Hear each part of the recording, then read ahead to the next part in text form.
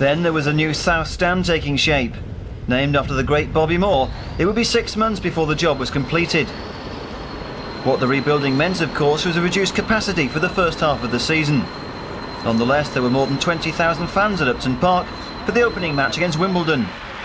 A tough London derby to get the season underway. Nonetheless, there were high hopes of kicking off with a positive result. But it wasn't to be. In fact, it was far from a fairy tale start for the Hammers. A freak accident resulted in the early departure of Matt Holmes when he fell awkwardly and broke a finger in his right hand.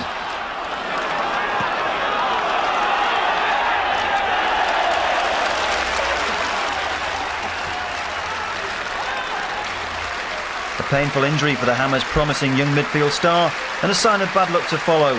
The Hammers' resistance finally broke in the second half when John Fashanu scored the first of 2 Wimbledon goals. Good jump from Earl. For Clark, he's trying to get free of his man. Sanchez turns back well. There's a chance here for Fashanu, and he's done it. There was no way back after Fash the Bash had broken the deadlock, and worse was to follow. Wimbledon wrapped up the points when Laurie Sanchez added a second.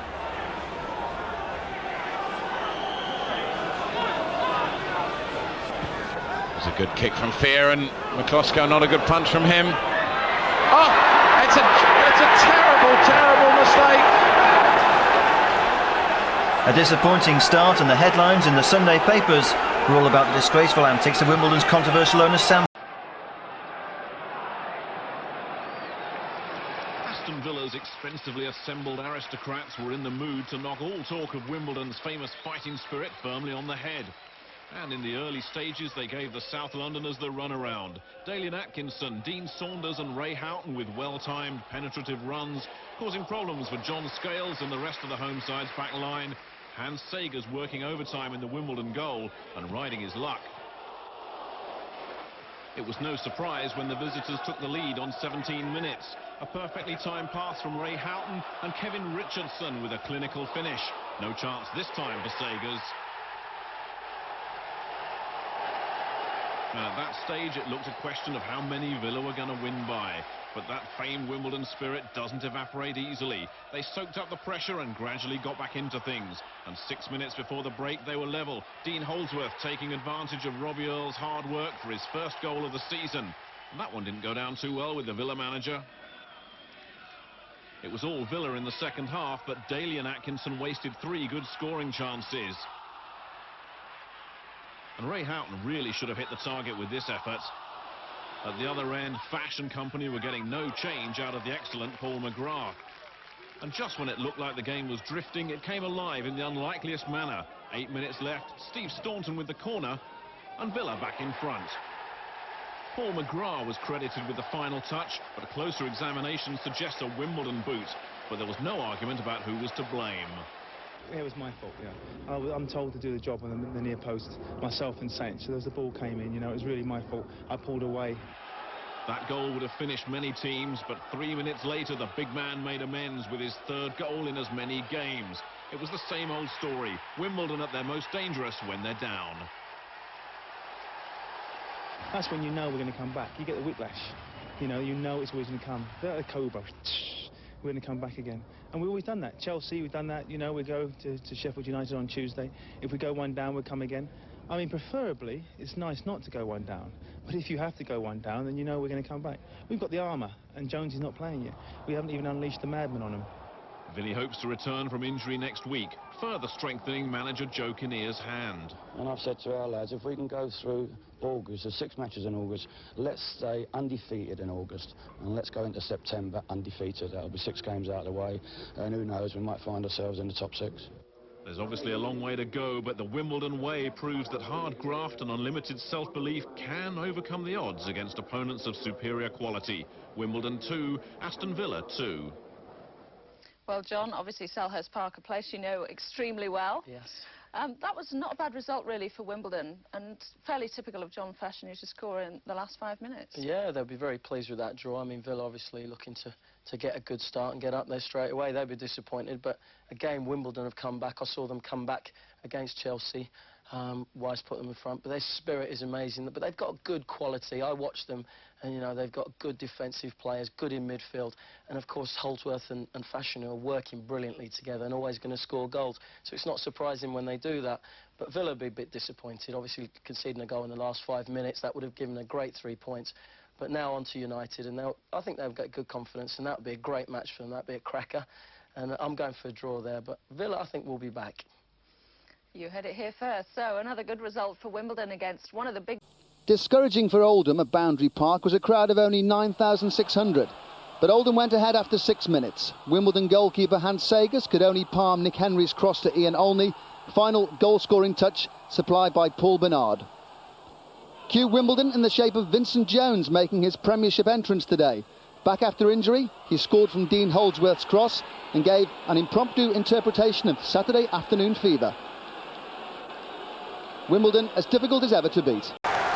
Southampton's 5th defeat in 6 games so far. Wimbledon up in the top half of the table again. And if you're expecting one of their trademark set-piece scrambles, feast your eyes on that cracking volley from Warren Barton. It came in the 34th minute, and it was enough to keep the smiles on the faces of Vinny and co. I think we'd choose Wimbledon as opponents before a long-awaited debut in Europe. And it duly went all wrong for Norwich City, courtesy of good play from Joseph and Barton, and an error too horrendous to identify. Laurie.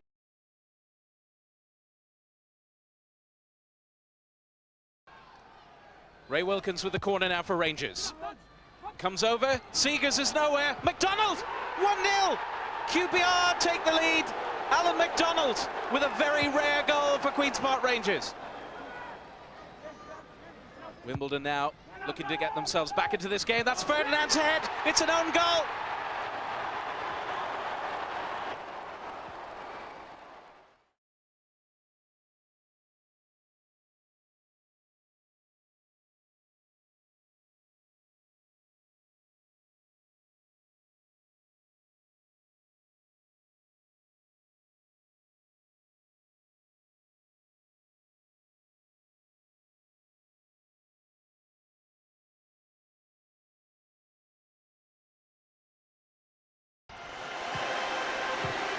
Let's face it, there are a few grounds in the country where Vinnie Jones is assured of a warm welcome from the home fans. But the part that he played in putting Leeds United back in the top flight 3 years ago earned him a special place in the hearts of the locals, and especially the man who signed him, Howard Wilkinson. Brian Deane, on the other hand, was signed from Leeds by Wimbledon's Joe Kinnear when he was the manager at Doncaster 8 years ago. He left Ellen Road on a free transfer then. He returned to his boyhood favourites for £2.7 million during the summer. Dean plays in an unchanged Leeds team. David Barry's hopes of pushing his England claims still hampered by a broken wrist. David O'Leary is not quite ready for action either. Joe Kinnear has problems at right back with Warren Barton and Roger Joseph both missing. Dean Blackwell's the man drafted in. No Andy Clark either. So England under-21 man Neil Ardley, the club's only current international, starts the game for the first time this season.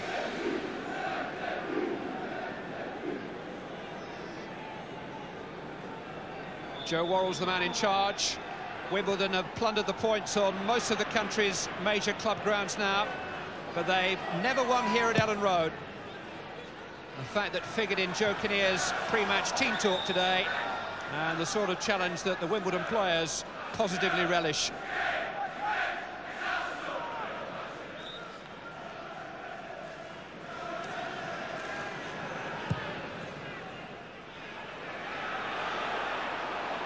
This is Dean. Fitzgerald got a foot in, but he didn't clear it. Brian Dean. Oh! A fraction away from a goal inside a minute. A goal that would have meant so much to a boyhood Leeds United fan, because since signing for the club, he hasn't scored here at Ellen Road.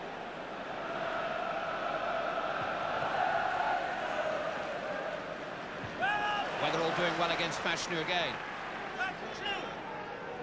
Scales.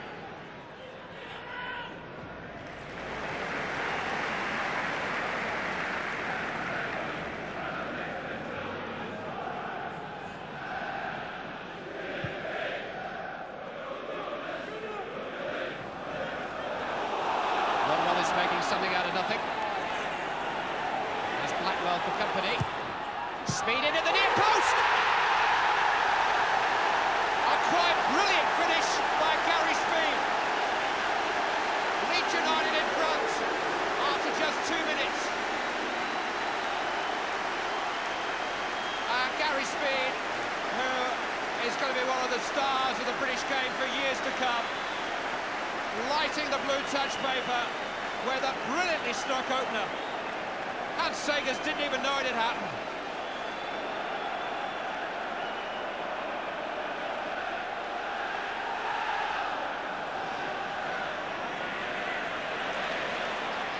They've got it back again with Strachan, beautifully for Dean.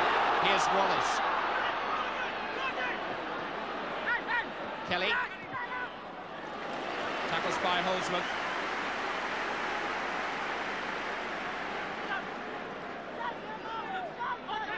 Confidence oozing from Leeds in these early stages.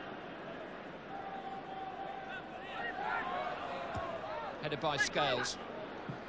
Kelly.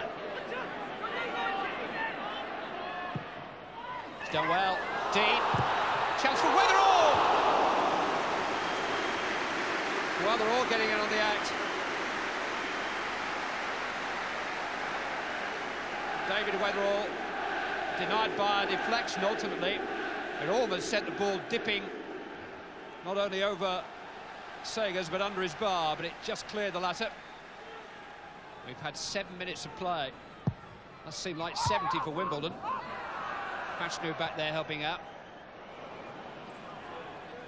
And Ardley getting the ball clear, and that's about as much as Wimbledon can manage at the moment.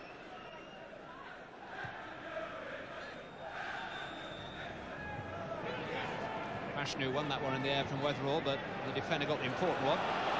Fashanu's got it back. Showed a little bit too much of the ball to Tony Dorigo. Blackwell, though. Fashanu. Earl. Speed. Now McAllister. Wimbledon have got men committed downfield. Leeds have got 4 forward. Still Gary McAllister. Still Gary McAllister. And eventually brought down on the edge of the penalty area by Fitzgerald. Well, I'm pretty sure Gary McAllister was looking to offload then, but the more he looked, the more the waves parted in front of him. And eventually he got chopped down with only another half a stride to travel into the penalty area. Who will it be? It's McAllister. Oh!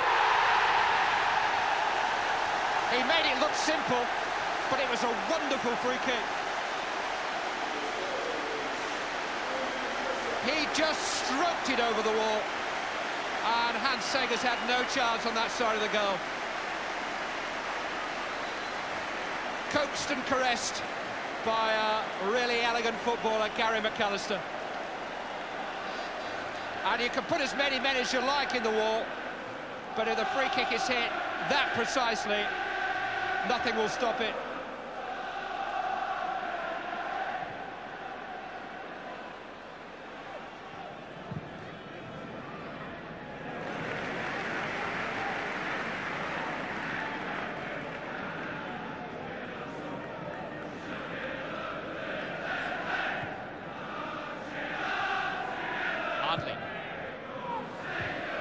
Headed by McAllister. On by Speed. Dean. This is Gary Kelly. Strachan is just inside of it. Wallace is just ahead of it. Dean and Speed waiting in the middle. On goes Kelly. It's a beautiful sweeping move. Gary Speed. Gordon Strachan. Oh. Well, Wimbledon won't agree, but it was almost a shame that Hans Segers got in the way. Fantastic football from Leeds United.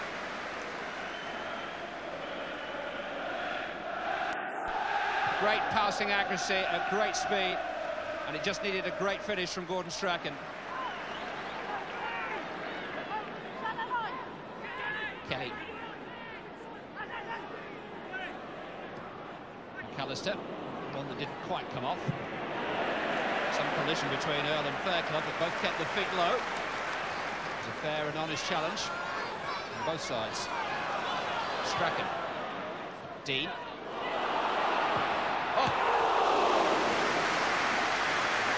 Well, there are some people who will tell you that Brian Dean is little more than a big, lumbering, athletic centre-forward, but they haven't played against him. He has got great touch and balance for a very big man.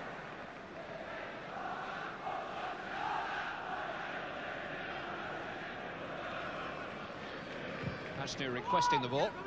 It's longer though for Earl. Might come for Fashanu now. Might come for Vinnie Jones. Good block by Beanie. And Gary Speed's the man who brings it away. Tony Dorigo leads on the break. Wallace ahead of him. Dorigo's very quick. Wasn't the best of passes. Speed. McAllister. Kelly. Wimbledon stretched again. In towards Dean, punched by Sagers. Falls for Vinnie Jones. So unlucky a moment or so ago. Holsworth. Earl.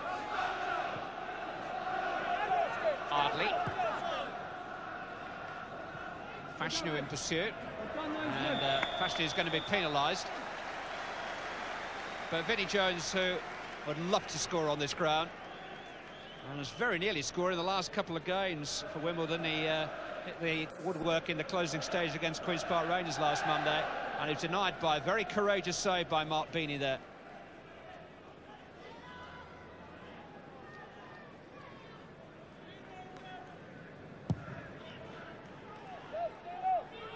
Dean, headed by Fitzgerald. Challenged by Sanchez. Poor pass, straight to Kelly. Here's Strachan. Speed's in there again. It came on Fitzgerald. And everybody was at sea there for a moment. He was the man who put the cat amongst the pigeons in his attempts to clear. Scott Fitzgerald. Almost deflected it into his own goal. Certainly give his own goalkeeper something to think about. Strachan will take the corner. Newsom arriving near post, then goes Speed! Just couldn't quite smuggle the ball over the line. He almost walked it in.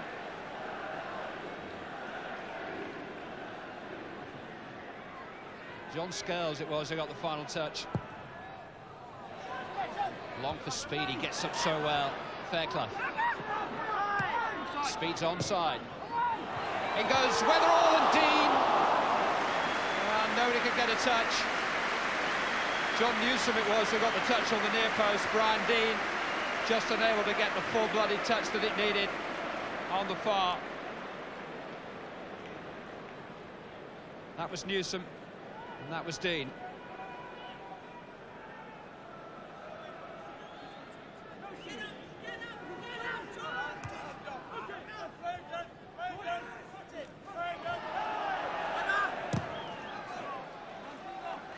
Wimbledon ball, came off Dean.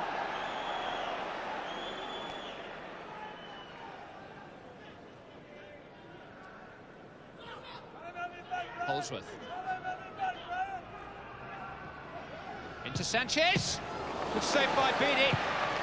And well played by David Weatherall.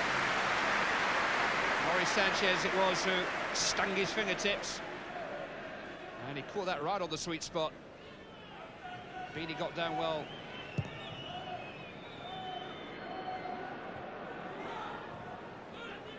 Well, Leeds deserve their advantage.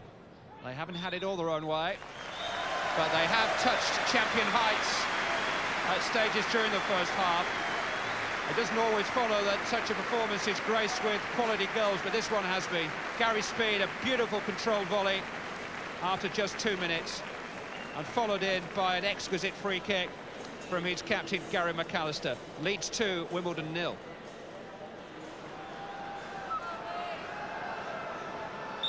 The stories so far are rather different from our last visit to Ellen Road, when Norwich beat Leeds United 4-0 in August. But Leeds' home record remained one of the best in the Premier League throughout last season's traumas. Gary Blissett, Wimbledon summer signing from Brentford, joining the cast as a half-time substitute for John Fashanu, number 36. Just about the highest number I think we've had on Match of the Day so far this season.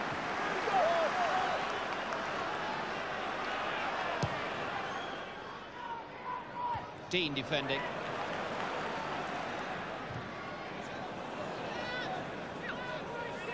One thing that's pretty certain about Gordon Strachan is he won't just belt it anywhere. He's not programmed to do that.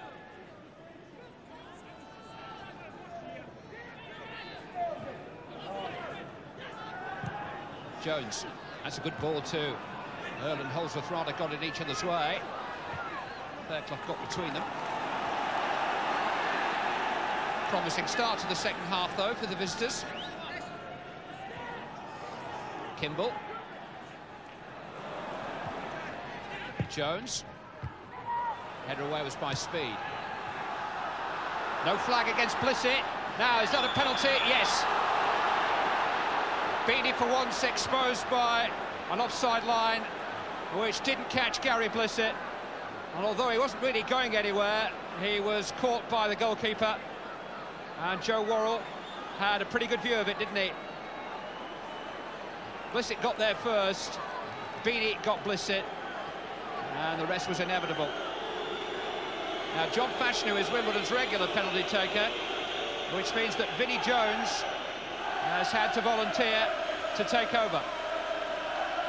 Less than 5 minutes of the second half gone, and this is a key moment in the match. Jones at the Cop end at Ellen Road. Oh!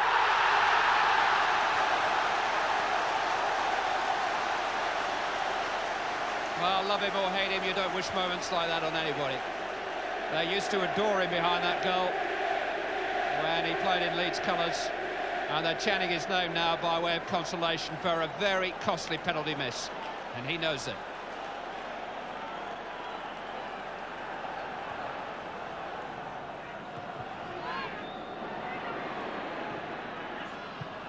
A little behind Ardley, and Newsom has found McAllister, and he's got Speed to his left, Wallace to his right, Dean wide to his left. This is Gary Speed, took it in his stride. Oh, good save, in goes Dean.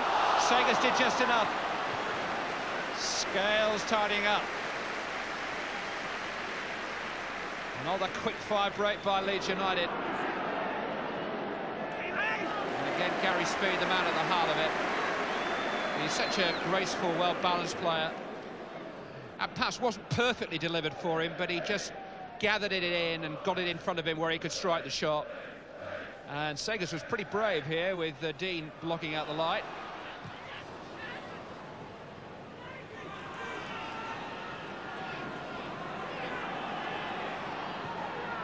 Challenged by McAllister. Earl, though, with Blackwell getting forward outside. A good challenge by Chris Fairclough. He's done a good job on Earl today. Tony Dorigo taking up the baton. Oh! He's a very agile goalkeeper, Hans Sagers, and he needed to be there.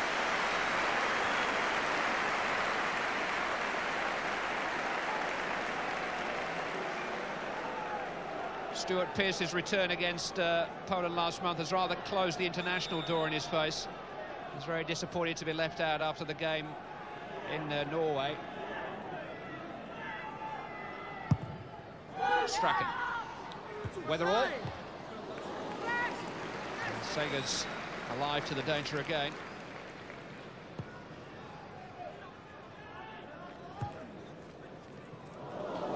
It's run for Earl.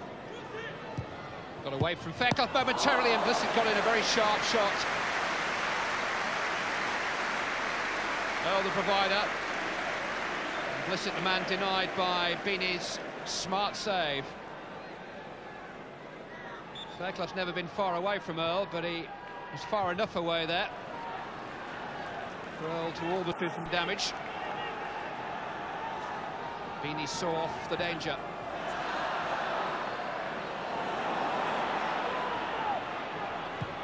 Jones. Onside Holsworth this time. Beanie committed. In goes Ardley. Came off the head of the goalkeeper. This is Holsworth. And again. Oh, so unlucky. Beanie had barely recovered his ground.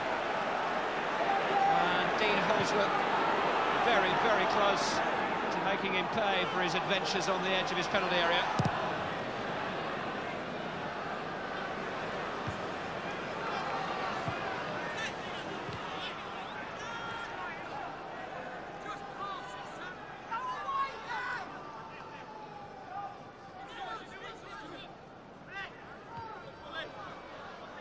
Scales. All the arms went up again, but Weatherall was playing the ball onside, and Newsom can't handle Holdsworth. Oh!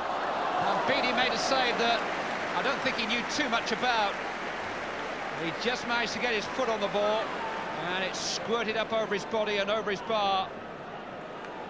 Determined play by Holdsworth, and Beattie was favoured by some good fortune there, and once again Dean Holdsworth wasn't. Kimball with the corner. And Beattie holds on in rather more orthodox fashion this time. Full marks to the goalkeeper. He made a big target for Dean Holdsworth to pass.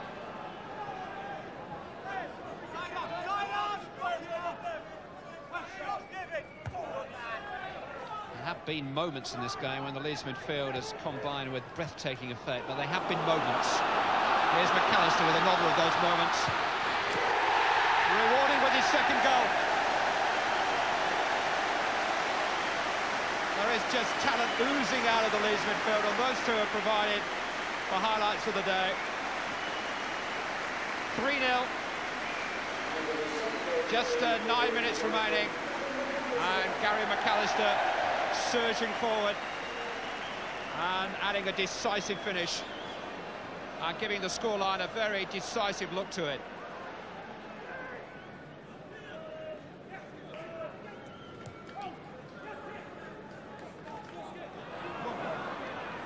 Strachan, like a slalom skier, switching direction from one way to the other. Speed, way by Kimball. That's not a bad touch, is it? Kelly, Strachan, speed. Oh yes!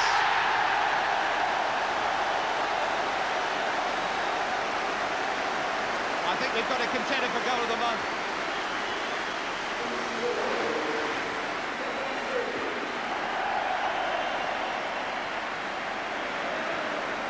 Through the legs, and even off balance, beautifully positioned between Sagers and the post.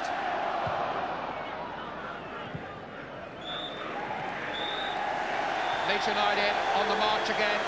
Howard Wilkinson's team rejoin the shortlist of potential champions, and some top draw football at times, marked by great goals from Speed and McAllister. Only Wimbledon's second defeat of the Wednesday were playing some stylish, impressive football, but they just couldn't chalk up victories. They started well enough against Wimbledon, a tap-in for Chris Waddle after excellent work by Mark Bright. But Wimbledon lie down for nobody, and they soon got back on level terms with an equaliser from Gary Blissett. There are new names in the Wednesday lineup these days, one of them the Australian Adam Porrick. He was involved in the move which led to Ryan Jones restoring Wednesday's lead.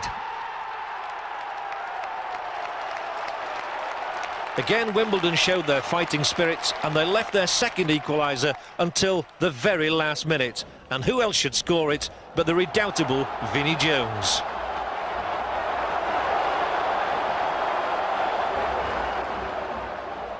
Wimbledon's Joe Kinnear received September's Manager of the Month award before the game. By the end, he was in no mood to celebrate, as Ipswich ruined the Dons' unbeaten home record.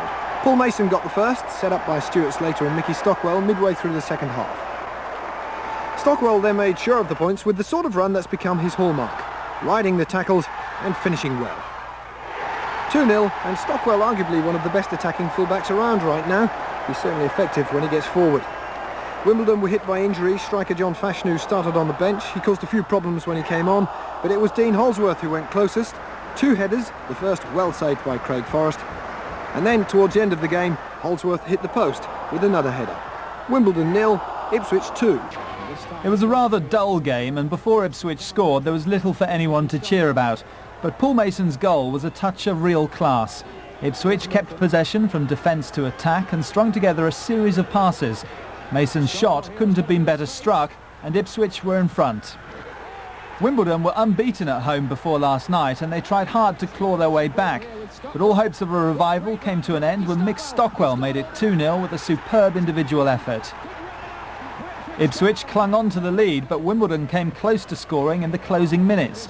First they struck the crossbar, then a fierce header beat Forest but hit the post.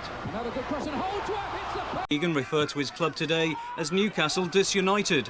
But who better to show the returning young rebels Lee Clark and Andy Cole the way than Peter Beardsley, an experienced head on a model professional's shoulders.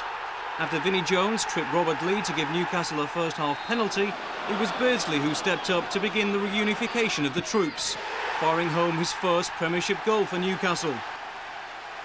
Clark and Cole were clearly inspired by Beardsley's example. Cole's flick on, Clark's determined run and deflected shot, Hans Seggers parrying the ball onto the boot of the predatory Cole for his 16th goal in 15 games. A free kick just past the hour saw Newcastle go 3 up, Beardsley with his second venomous strike. He rounded off the rout by completing a memorable hat-trick. Cole's shot blocked, but Beardsley finished with finesse. Newcastle united once more.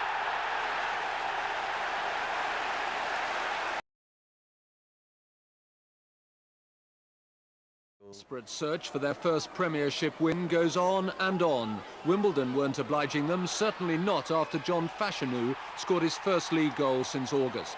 So 31 goals conceded by the Swindon defence this season, and there's number 32, Gary Blissett, enjoying the moment. And it got still worse for Swindon. Blissett, the provider, and Dean Holdsworth's finish would have been enjoyed by even Wimbledon's biggest critics. Now to Selhurst Park, where Wimbledon entertained Swindon, who were still looking for their first win. John Armstrong reports.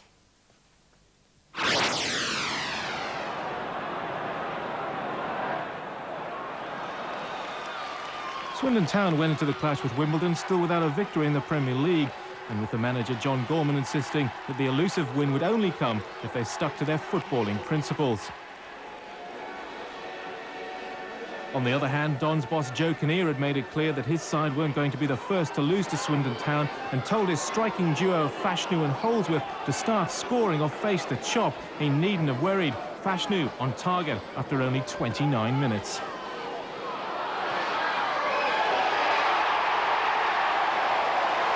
This was Fashanu's first goal in over 10 weeks, but with Kinnear's criticism ringing in his ears, he turned in a stirring performance and always looked likely to score. Things didn't get any better for Swindon after the break, and they fell further behind in the 67th minute when Gary Blissett stole in to stab home from only 6 yards. Gary Blissett's second goal for Wimbledon since his summer move from Brentford, Barton and Earl creating the scoring opportunity. Swindon were always second best in this game, and it came as no surprise when Wimbledon hit their third, Dean Holdsworth lashing the ball into the roof of the Swindon Town net.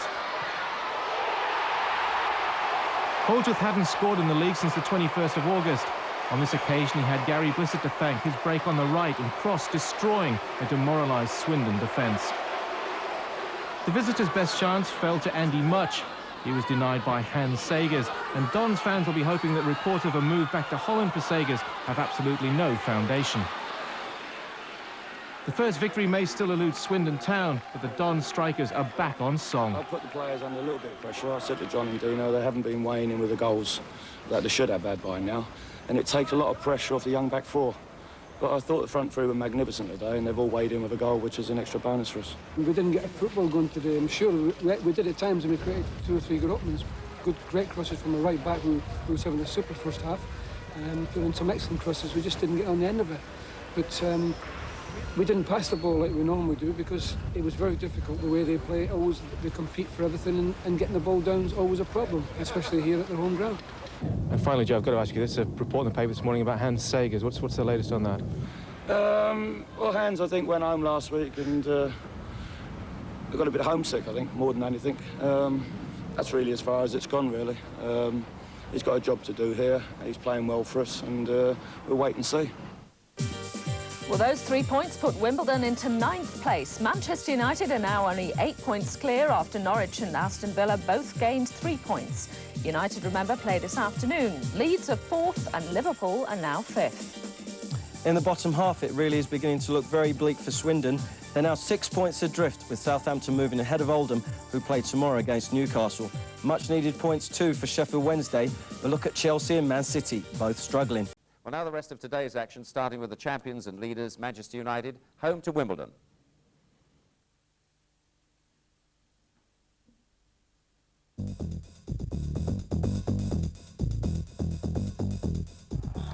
Manchester United last lost a game at Old Trafford 13 months ago. That was against Wimbledon. There was no repeat performance today. Gary Pallister opening the scoring. But United suddenly had a fight on their hands to preserve their 11-point lead when John Fashanu equalised from Holdsworth's chip.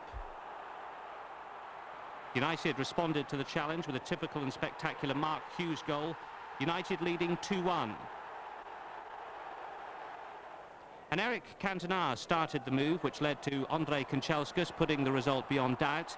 A powerful run from Kanchelskis. Manchester United 3, Wimbledon 1, United's 8th successive league victory. In the headlines for all the wrong reasons in recent days, this afternoon he seemed to have trouble putting the Gary Mabbutt saga behind him. Indeed, Everton were the more forceful, and Stuart Barlow headed them in front from Andy Hinchcliffe's cross.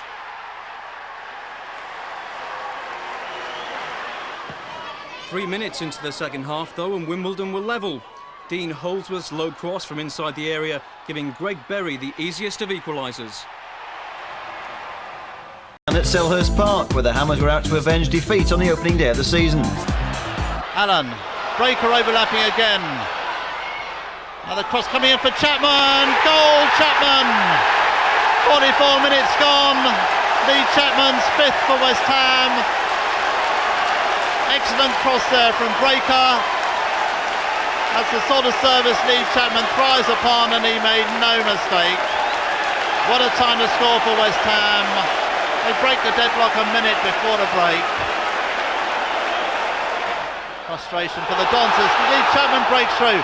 Chance to seal the game for Lee Chapman. And Lee Chapman has done it. 2 for Lee Chapman and 2 for West Ham. And what an inspired buy for the Hammers Lee Chapman has been. Lee Chapman's 34th birthday tomorrow, and he'll have quite a celebration. Lee Chapman took his time, but measured the shot to perfection, and that surely has put the game beyond the Dons. Barton, often an inspiration, as is Vinnie Jones, who heads on. McCloskey's lost it, bobbling around, it's gone in the net off Dean Holdsworth. Wimbledon's late reply. Enjoy playing at Villa Park. Today's victory there was their 4th league win in 6 seasons, and they had 2 goals disallowed. Here's the one that counted. Barton's corner found Jones. His header cleared off the line, but Dean Holdsworth's header scraped in off the post. Villa have now gone 5 without a win. Who hadn't won away all season. Early in the second half, Warren Barton bounced a free kick off the wall to set Wimbledon winging to victory again.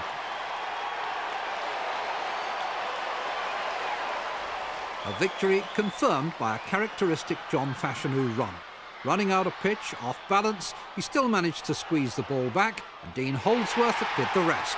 That's now 4 consecutive games in which he's scored, and Wimbledon are on schedule to meet their mid-season target of 30 points.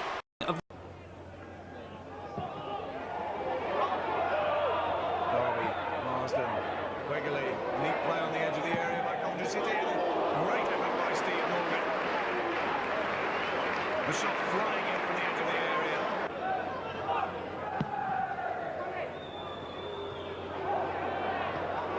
Holdsworth, good turn. Oh, and good save by Stephen Griswold, pushing it away for the corner.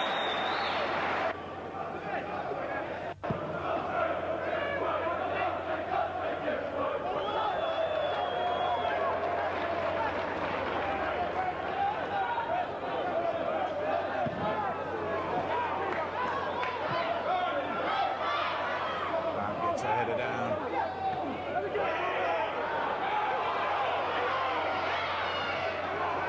Brozovic cool under pressure.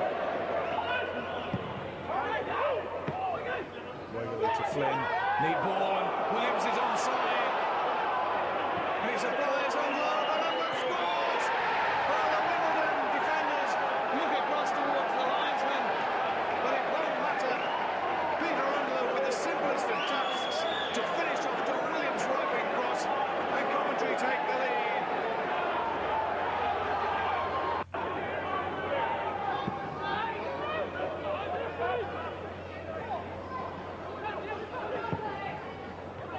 Marsden gets the header in, but it's cleared once again. Fashanu gets up and Robbie Earl running onto it. Good shot and a great save by Grizovic, but Arsenal again, and Holdsworth finishes it off. Dean Holdsworth puts Wimbledon level.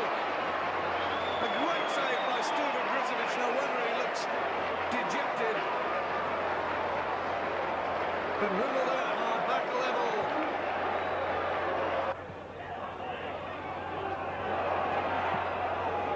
It's a great ball by Sean Flynn to Roy Wrigley on the edge of the area. Looking for space and a great shot. Crashes off the top of Hans Seger's bar. Wrigley appeals for the corner.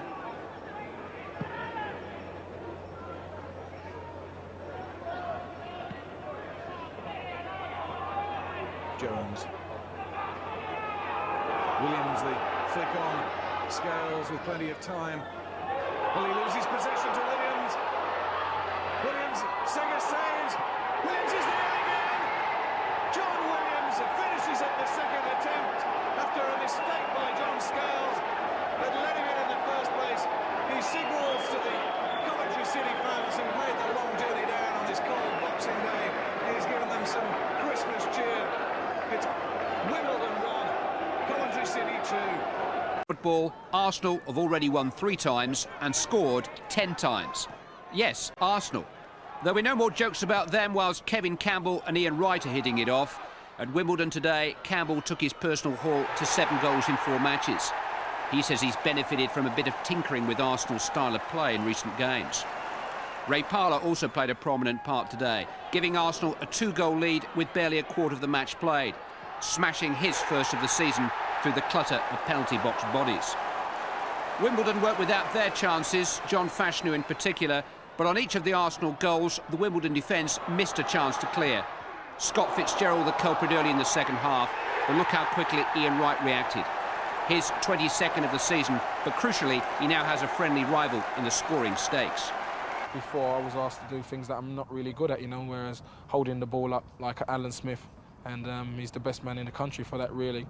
So that weren't really my game, but now I'm starting to run onto balls a lot more, and that's my strengths. So we're playing to my strengths, so I've got to be happy. The impressive league run ended in a tough battle at Selhurst Park, going down to Wimbledon by 2-1. Neil Ardley struck the first. This has rarely been a happy hunting ground for the Owls, and so it was to prove again. Wimbledon second, predictably, from the head of John Fashanu. The usual celebrations curtailed only when Wednesday got a consolation.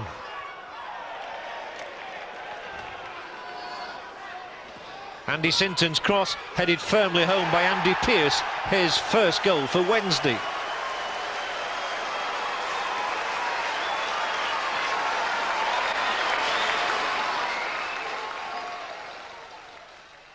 Ipswich Town are once again becoming the draw specialists of the division. This was number 11, and these were the high spots.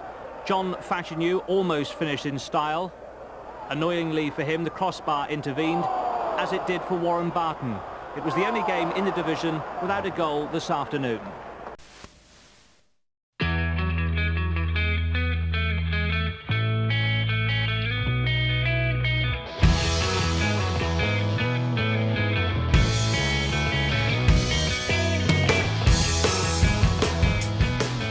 Fantasy football team. First name in for me, Alan Shearer. Not fantasy, but reality is that before today he'd scored 26 goals, including 17 in the last 15 matches. Well, we took our cameras to have a special look at Shearer today at Blackburn's home game with Wimbledon. Ray Stubbs now reports. In Blackburn, they'd queue round the block to get Alan Shearer in their side. And of late, they queue round the block and beyond to see the team he plays in. The club are committed to a major investment programme. On the pitch and off it, Ewood Park is taking shape. The team look impressive, new stands are jumping up. Blackburn Rovers have become a high-profile club. And to go with that, they have a high-profile centre-forward in fantastic form. An Alan Shearer shirt, please. What size? Small boys. Alan Shearer shirts sell very well in the club shop. And at 1 o'clock, the man himself arrived for work and revealed for the first time the secret behind his recent goal-scoring success. At home I'll have my normal chicken and beans at about 12 o'clock. I'll drive in, which will take me about 30, 40, 45 minutes. Come in and just relax around the dressing room. Chicken and beans? Chicken and beans every Saturday, 12 o'clock. Has it always been chicken and beans? It's always been, yeah. I did change it for a while, but I think I didn't score for a few games and I went straight back on the chicken and beans. Fortified for the test of Wimbledon, Blackburn arrived to play. At present, the players change away from the ground and get bussed in. Travel details courtesy of the club's own radio station. Leaving it to the very last minute before coming down to Wimbledon, please don't get down as soon as possible. Traffic, travel and parking on Radio Rovers. Blackburn knew they couldn't afford to slip up today. The autograph hunters satisfied, they determined to put their mark on the game. They scored in 5 minutes, a patient build-up, and Warren Barton sent the charging Graham Lasso crashing down. There wasn't much debate over the decision, and there was no debate at all over who was going to take the penalty kick.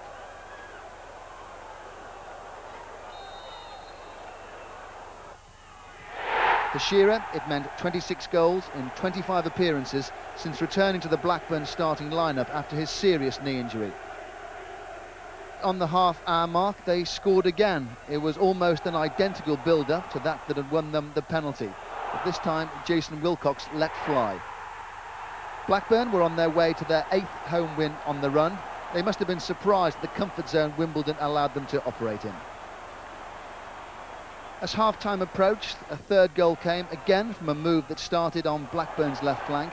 Kevin Gallagher's bravery at the near post to try and connect with a Wilcox cross was the vital factor in helping the ever-present Stuart Ripley score his third goal of the season. Congratulations all round. Quite clearly this was Blackburn's day. Wimbledon were hardly recognisable to the side that usually charge around the pitch for 90 minutes. In the second half, Shearer was looking to improve on his staggering strike rate, although it's unlikely Blackburn or anyone else will find the Dons accommodating in the future. They were off colour and off target. Alan Shearer's day was soured somewhat late in the game. John Scales' challenge left him nursing an ankle injury. By this time the result was already comfortably decided, and Shearer's early departure gave the Blackburn fans the chance to show their appreciation. But any fears about his fitness for next week's vital cup replay were soon allayed. I think I came off more precaution really with the game on Tuesday. I think we had the game won, so better to be safe than sorry. You expect to be fit? I hope so, yeah. I'm sure it'll be a little bit stiff in the morning, but with a little bit of luck and fingers crossed, I'll be all right. Chicken and beans next week? Chicken and beans on Tuesday as well, yes. This goal plan diet is, you should market it. Chicken and beans, yeah, it's worked well for me this season. It's worked well again today, and as I say, I'll be having them on Tuesday. Chicken and beans means goes. Did it help you, Trev? Cup action.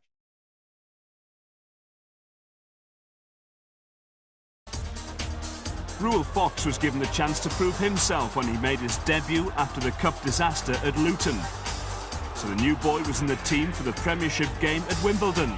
But just as in the Coca-Cola Cup, ominously, there was no Andy Cole. Corner to Wimbledon. Elkins to take it.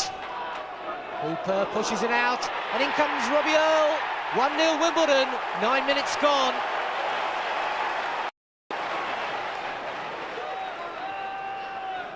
Sellers are going to get this one away. Much room for him. Straight to Warren Barton. Good ball in, and Blissett. Good header. 2-0 Wimbledon now. Clark. Beresford. Beresford looking for an option. Going for the 1-2. And that's a penalty, surely. Vinnie Jones. Not subtle at all. Beresford through, and there was the elbow, and that's a penalty. Beardsley then with a chance to get Newcastle back in this game. Seggers, no chance there. It's 2-1. Nicely laid out wide for Peter Fear. Good cross. Fashanu, 3-1.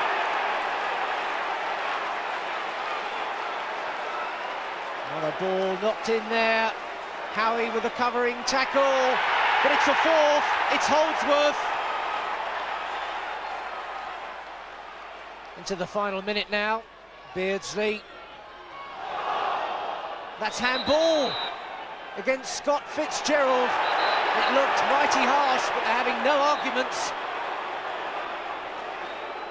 So Beardsley with his second penalty scores, but little consolation surely. Another bleak day at Selhurst United, and keeper Mike Hooper was the man who paid the price with his first team place. Norwich are still looking for their first win under new manager John Deehan. They appear to be on course for a while today. Chris Sutton nipped in on Warren Barton's back pass. Efenakuku was on hand to squeeze the ball home. After that, Wimbledon took charge. Vinnie Jones' long throws, an important part of their game. Norwich failed to clear. Robbie Earle punished them to draw the sides level. And so to the second half, and once again, Jones' long throw was only half cleared. Gary Blissett's shot was steered into the net by Robbie Earle. Wimbledon's third goal of the afternoon was an excellent individual effort from Dean Holdsworth. He's now scored 16 this season, this one of the best. Wimbledon 3, Norwich City 1. His efforts to avoid relegation have brought Paul Walsh to Main Road. Signed from Portsmouth for £750,000 this week, City are hoping he'll score the goals that'll keep them up. And he went close in the first half. But the goal that mattered went to Wimbledon. Vinnie Jones' long throw was flicked on by John Scales. Dean Holdsworth challenged. Robbie Earle forced the ball over the line. The cost, though, the loss of Holdsworth on a stretcher. A gash above an eye needed 10 stitches. And City only have 10 games left to start to play their way out of trouble. He scores. Well, although Chelsea's David Hopkin got a touch, the look on Fashinu's face suggests he got the last one there. Maybe he'll pay Wimbledon for that one. Chelsea are riding along on the crest of a Wembley wave at present. This was their 5th successive win. Number 24, Craig Burley, just sums up their mood at the moment. Anything's possible. 8 points between them and the bottom 3 now.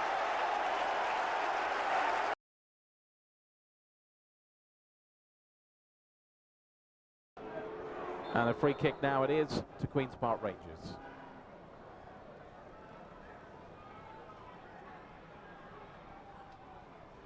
Comes in and Devon White gets his head to it now. Ferdinand, can he do it this time? Peacock scores!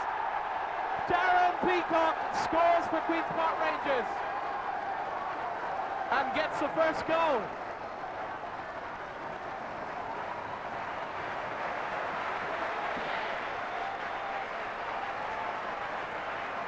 Darren Peacock with a lovely strike.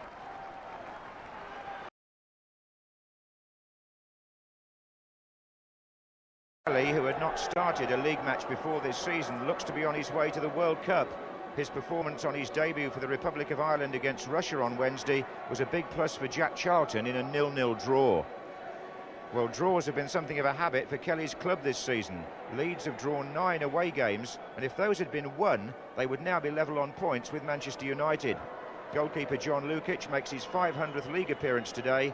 Number 7 Gordon Strachan has recovered from a knock received in midweek and plays the 802nd match of his senior club career. Meanwhile, here's a man playing his first match in the top division. Marcus Gale, a speedy left-sided attacker, cost Wimbledon £250,000 from Brentford just before Thursday's transfer deadline. Manager Joe £1 this week. They're without 5 injured defenders today, but John Fashanu is fit to return up front.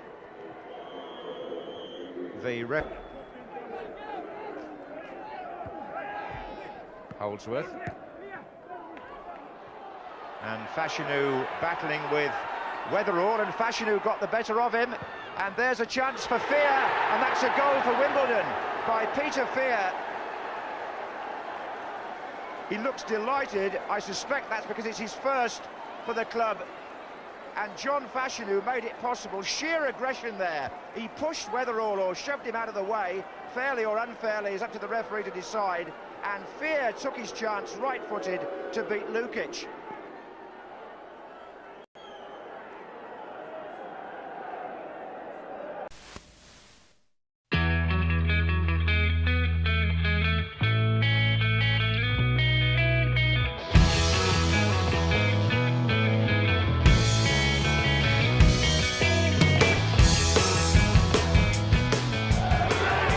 towards Shearer. Beaten to it though by Scales, and then Jones beaten to it by Sherwood. Not a bad pass either. Wilcox away from Barton, and Blackburn away to a flyer. A goal inside 15 minutes from Jason Wilcox. And first Sherwood and then Wilcox really stood up for themselves in the challenge there. They really do come in at a fair lick. Batty in trouble, Fashanu, oh! Super save. Tim Flowers passing the reflex test. It was at a nice height, but it was a nice save all the same. Long towards Vinnie Jones, oh! Stopped on the line by Flowers, brave keeping as Dean Holdsworth closed in. The ball was loose for an instant, and Flowers has paid a painful price for that. Second half only 2 minutes old. He just parried the initial header, and that glimpse of the ball was the only invitation Holdsworth needed.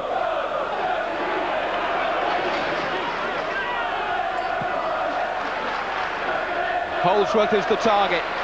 Didn't get a clean header, Earl though. Away from May, away from Moran, and in by Fashanu.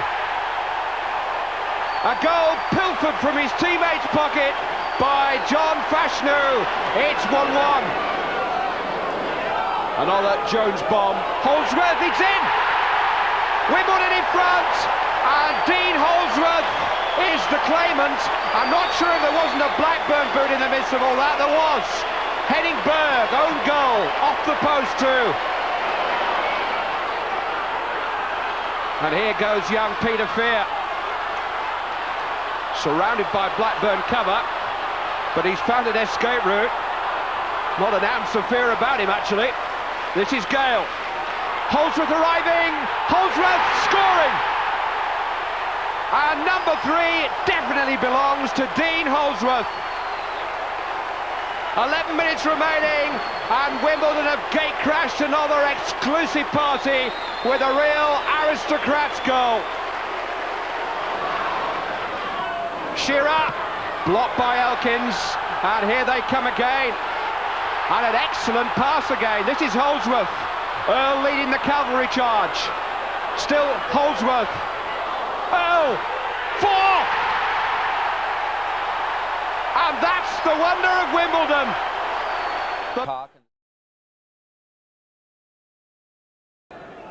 Elkins will take it. Headed by Morgan. And then by Unlove. Only as far as Fear.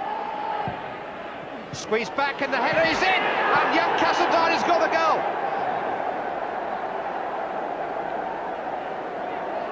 His first game in a Wimbledon starting lineup. And Joe Kinnear's pulled another one out of the hat. Stuart Castledine, 21 years of age, benefiting on Coventry City's inability to clear their lines, and a lovely cut back here by Peter Fear. And Castledine's header beyond Ogrizovic, a moment for him to savour. He's had so much bad luck in the last 18 months, 2 knee operations, several thwarted comebacks, but it's all been building up to this. A goal on his full senior debut. Headed by Barton, has come for Fashanu. Hooked into the path of Holdsworth. Atherton just managed to hook it out of the path of Holdsworth. And Burrows hooked it behind for a corner. Castledine, the scorer of the first goal, is in there again. Oh, he might get another chance. Holdsworth got the final touch. Wimbledon are 2 up. Dean Holdsworth says, that's my 18th of the season. There may be somebody on the near post who would disagree with him because the ball was virtually over the line when Holdsworth got there. Fashanu it was who got that touch. Well, they'll have to argue about it in the bath after the match. Maybe we can help them.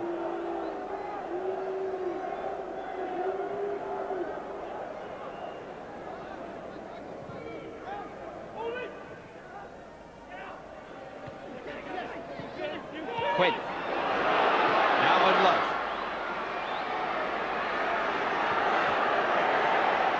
Unlove! see just on its own. A magnificent goal by Peter Unlove.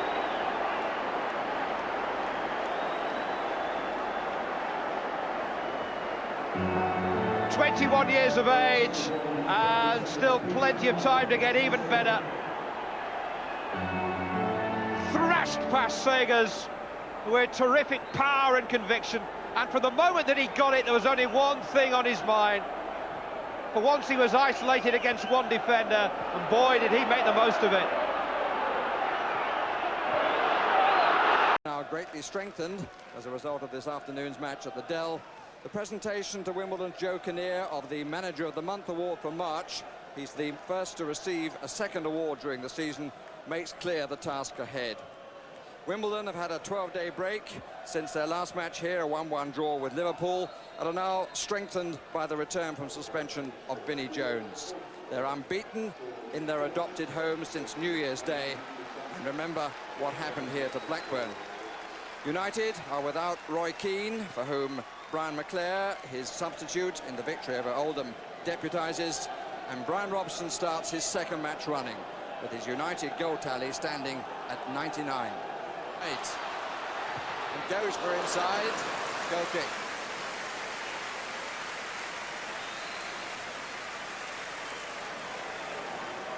It's the only option left to him in the end, the shot.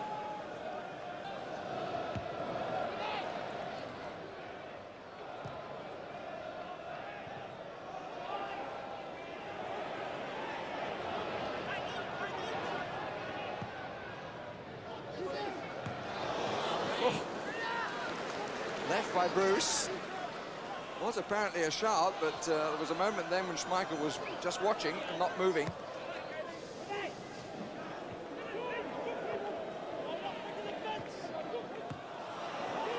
Well won by Fear. It's a useful role in midfield. Jones slows it, gets some boos from the United followers. Room for Elkins to find a decent cross. And it was an awkward one, and it's forced in by John Fashanu. But it dropped into a hole on the near post. Somehow got between Bruce and Schmeichel. Messy goal from Manchester United's point of view. Not really quite sure. I think that Schmeichel had started to look for the longer cross. Yes, he started to move across, came back, couldn't recover the ground. And Bruce was coming from the other side. And that has to be debited as an error by the Danish international goalkeeper. He was too conscious of the cross that he thought was coming, and he left a hole on the near post that John Fashanu took full advantage of.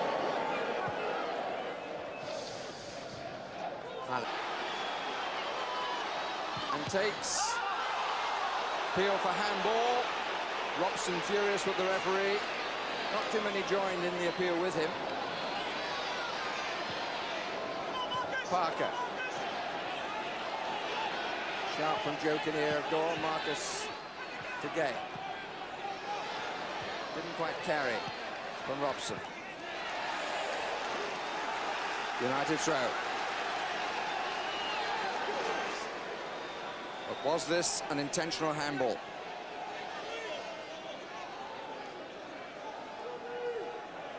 Oh, they jumped early, but it seemed to hit into the crowd.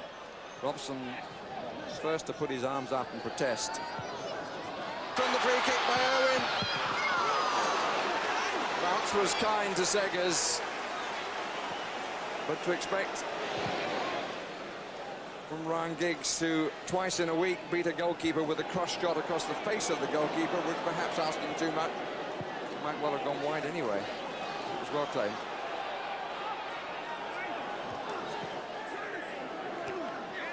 Determination from Robbie Earle.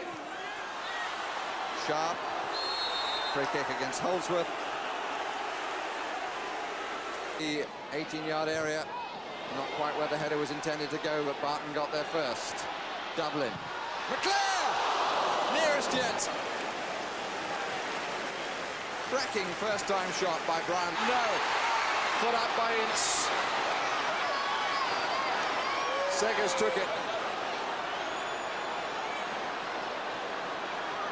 No real complaint from Manchester United. Hughes did awfully well to get up here.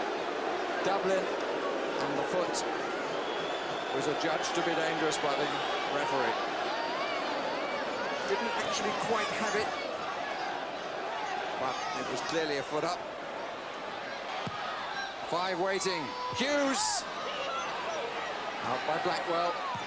Away by Holdsworth. And holding between Fashanu and Pallister. And Fashanu gets away, but can't play a proper shot. And Pallister claims that he was pulled, and the referee said you were giving as much as you received. And he could well be right. Let's have a look.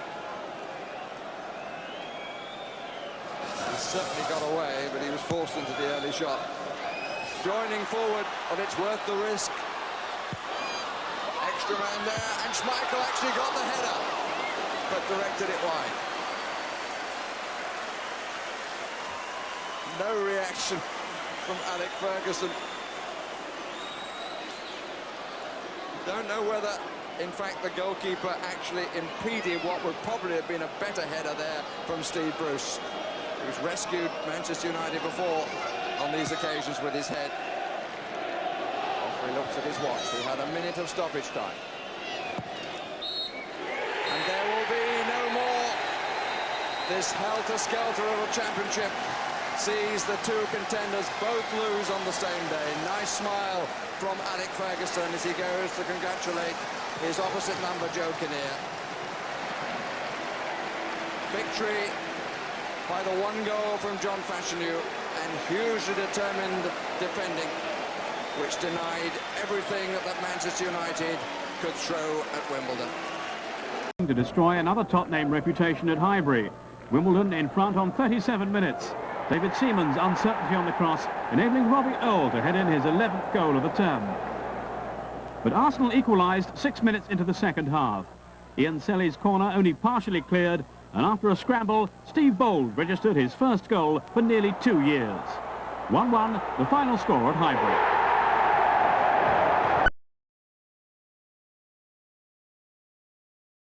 Keep alive their theoretical chance of Premiership survival.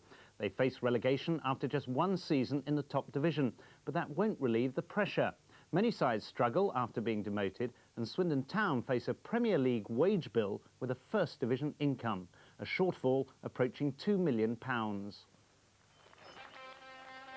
Less than a year ago, Swindon were victorious. They'd reached the top division in the country for the first time in the club's history. But manager Glenn Hoddle went to Chelsea, his assistant John Gorman took over with only 10 weeks to prepare, and it showed.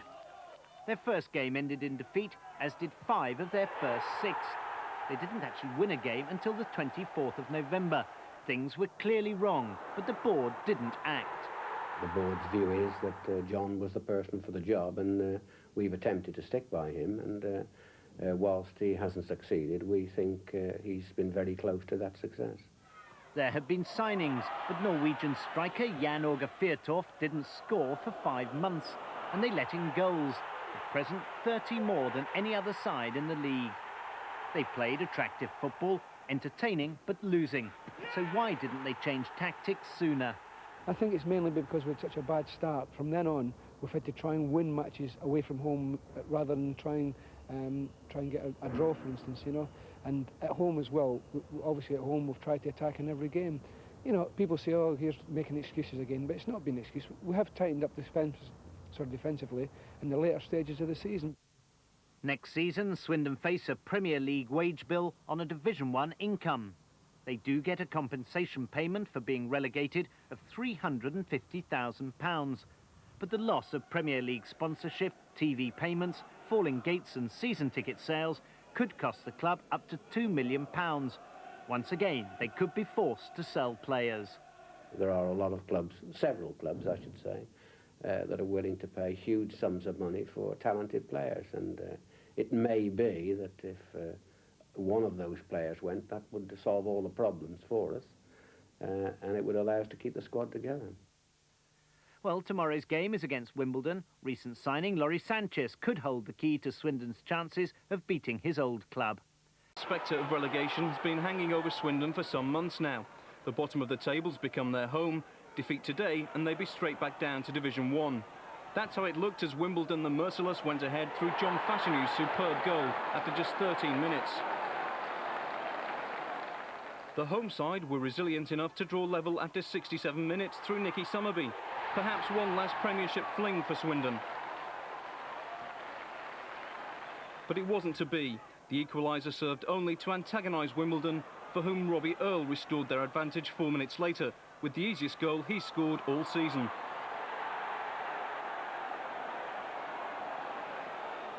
Soon after it was 3-1. Swindon's defensive inadequacies exposed, and Earle again benefiting as the ball squirmed away from Nicky Hammond. Swindon on their way down. 10 minutes from time, Warren Barton's own goal closed the deficit, but it was purely incidental. Especially as Wimbledon notched up a fourth within a minute, the 19th goal of an impressive season for Dean Holdsworth. 4-2, and Swindon the first Premiership club to be relegated. I was hurting today, so badly hurting, but I would have accepted going down like we had to, because inevitable in the end of the day, because of the points was probably going to happen. But I would like to have, like I said, we want to play every game from now at the end of the season, because our last 4 games have been excellent against Arsenal, Man United, Blackburn, you know, Sheffield Wednesday, and even Ipswich. You know, the total commitment and great football along with it. They've certainly done that. Swindon down after 1 season in the top flight. Any theories on the other placings, Alan? Well, I thought Sheffield United were in trouble last week, with a great result for them at Norwich today. Ipswich are in deep trouble. They've got to play Manchester United and Blackburn last 2 games, 5-0 thrashing today. I think you're looking at any 2 from 5 there. For the FA Cup semi-final, Oldham's form and games in hand were such that they seem quite capable of climbing away from the bottom 3. But a 3rd straight defeat at Wimbledon has further tarnished that optimism. Dean Holdsworth scored the opener after 32 minutes, his 20th of the season. Wimbledon's John Fashanu had time to incur the wrath of Joe Royle for a challenge on Richard Jobson before being substituted at half-time. Holdsworth's 2nd goal 2 minutes after the break showed his striking partner wasn't going to be missed. His hat-trick and Oldham's defeat were complete 8 minutes later. Holdsworth's first league treble for Wimbledon, who've moved into 6th. Oldham stay 2nd from bottom. 4 tough games in 8 days will decide their fate.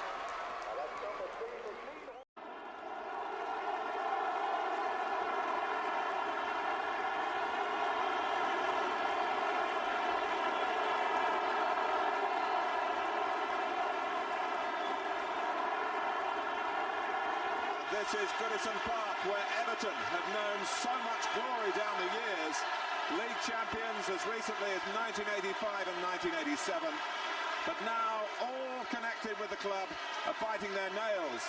A win today is essential. Even that will not guarantee avoiding relegation for only the 3rd time in the Merseyside club's 116-year history. Corner given. Well, they will miss the presence of Fashanu. Robbie Earle, one of 3 coming from the edge of the area, making their moves now. Oh, is that handball by Limpar? It was crazy, absolutely crazy. It's a penalty, and Limpar wonders what he's done and what the consequences might be. He was worried perhaps that the ball would go over his head, but there really could be no explanation for that. So the responsibility passes to Holdsworth here. And it just gets beyond Southall, who stays down in despair, really. He went the right way. Which way are Everton going? At the moment, you'd have to say down.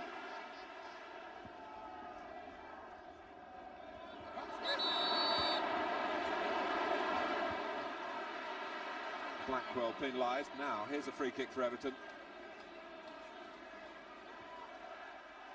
But it is teed up for Gary Ablett. Oh, it was hit hard and true. And the save had an air of nonchalance about it.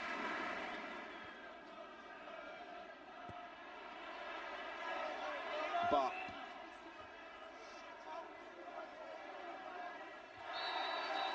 it's a push by David Unsworth, the 20-year-old.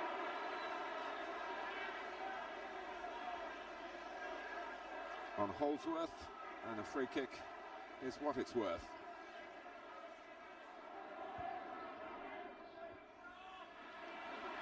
Oh, same ball. Clark! And it's ended up in the back of the net, despite the valiant attempts of Gary Ablett. And it goes from bad to worse for Everton. They're 2-0 down. And the desire to please in the middle here had defenders going for the same ball. And then there was Clark. It may well have been going wide. And when you're down, well, dreadful things happen. And it's a dreadful afternoon so far for Everton Football Club. In the 21st minute, Andy Clark will claim it. Breaks for Limpar again. Oh, he's given the penalty. And as Limpar goes some way towards repaying a debt here. There wasn't too much contact from Peter Fear, but Limpar, the type of player to make the most of it, I must say that does not look a very justifiable decision. But it's been given.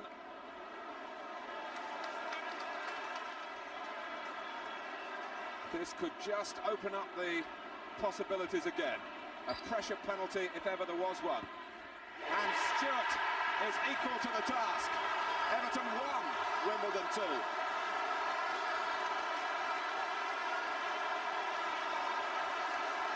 Well, they've got a break. No sign of nerves.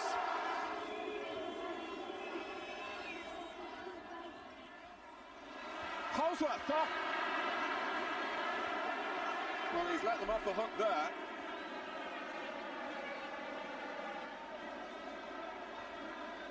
The long throw, and 6 yards out, bang in front of goal. Holsworth put his header over the top.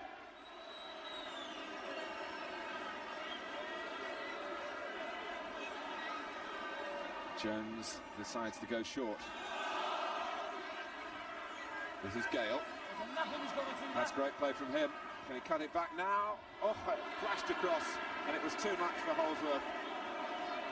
That was not at all as straightforward as the header that he put over earlier in the half.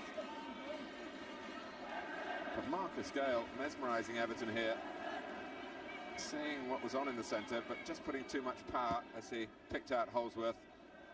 Everton survive.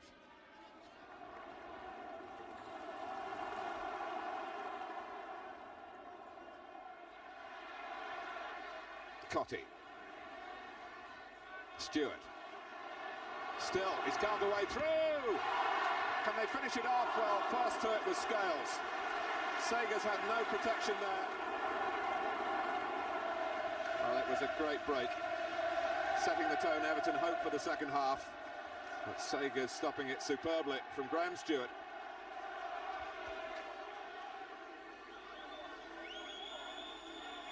They can't get rid of the spectre of relegation yet. Oh, and Peter Fear, it drops for him. Just waiting and hoping that it would drop his way on the edge of the area, and he wasn't disappointed, and it wasn't a bad try at all.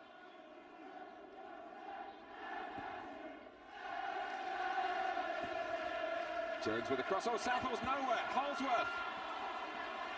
Dean Holsworth went in at the far post there. Southall had fumbled it. There was a fear from the Everton fans that the ball had gone in. Holsworth was sure it was a corner. It was an unusual position that Southall found himself in as the cross came over. And a corner it is. From Elkins. That's Gale's flick. It's a well-worked set piece that so nearly came off for Wimbledon. Peter Fear is now offside.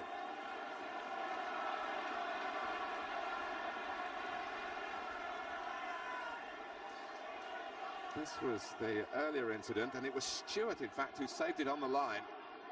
Well, what will that mean when they add it all up at the end of play here? This was what happened from the corner.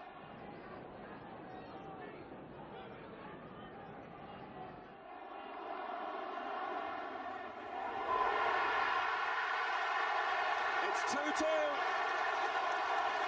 Barry Horn, I think.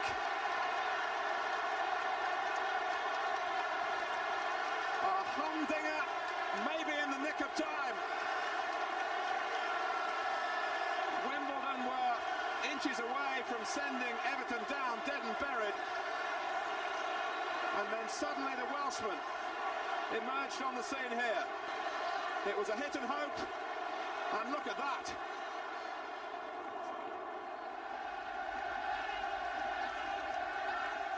Ablett's up there, Dave Watson of course. It's Horn again, can he do it a second time?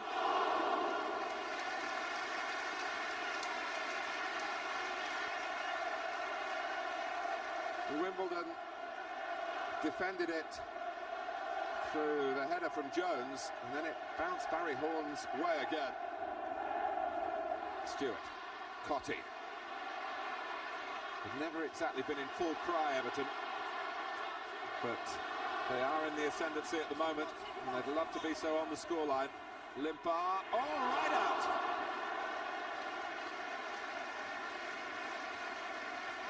Couldn't reach it.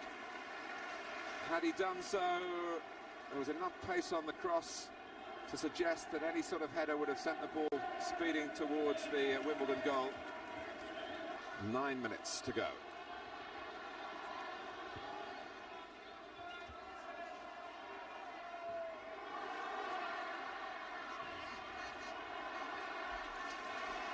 Limpar goes inside this time. Stewart. Cotty came quickly to him. Stewart! Yes! Yes! For Everton! They can see salvation.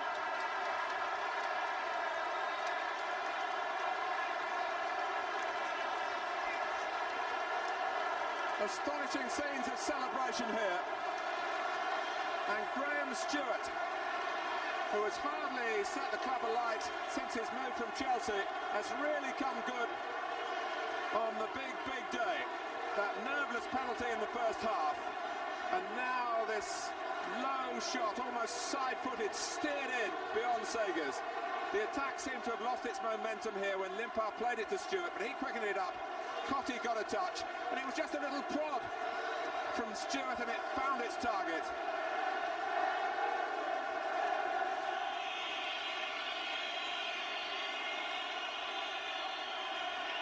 Stewart. It's over.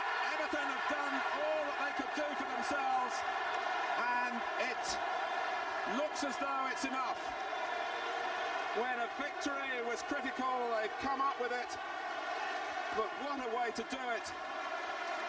2 down, a stupidly conceded penalty right at the start, an own goal by Gary Ablett when Andy Clark's shot was going wide and it muddled in off the Everton defender.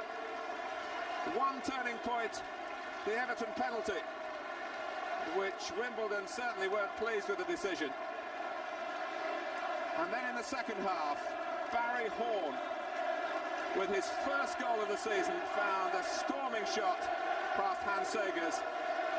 And then a goal-scoring effort of an entirely different variety, slid in by Stewart, who'd taken that penalty so well to give Everton hope. The consequences of failure enormous, the pressure on the Everton players enormous, but they rose to the challenge, and how.